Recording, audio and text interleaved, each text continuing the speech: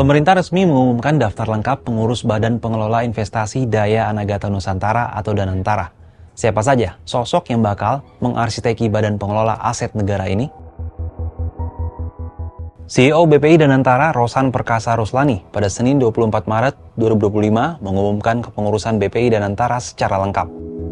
Di kursi Dewan Pengawas terdapat nama Menteri BUMN Erick Thohir, mantan Ketua Dewan Komisioner Otoritas Jasa Keuangan Mulyaman Hadad, dan para Menteri Koordinator di pemerintahan Presiden Prabowo Subianto.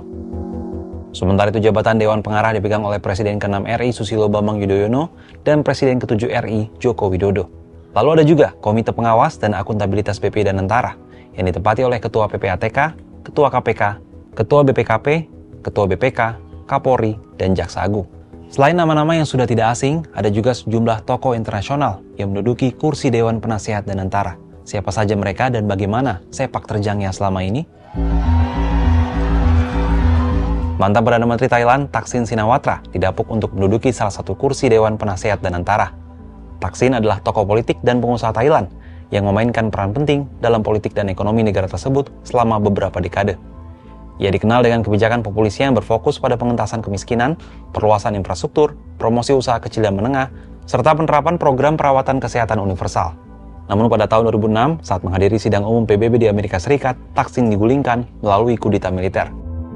Pada 2023, Thaksin kembali ke Thailand dan menjalani hukuman penjara singkat sebelum mendapat pembebasan bersyarat.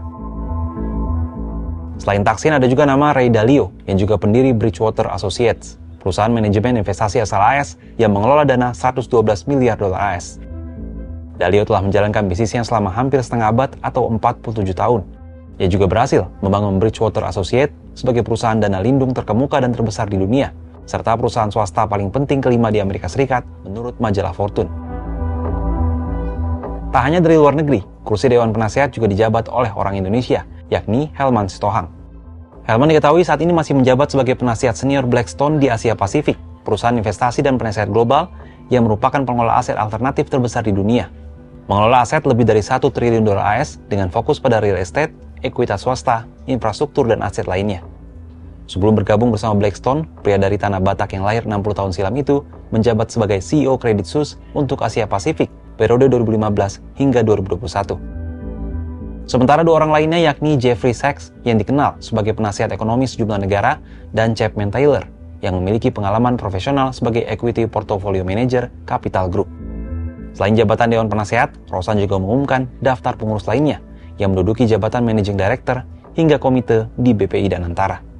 Ya, proses ini mungkin berjalan tidak mudah gitu ya. Tidak mudah. Dan tapi yang membuat kita ini merasa lega dan merasa yakin adalah kita tidak mengentertain segala macam titipan nama. Kita tidak entertain, gitu.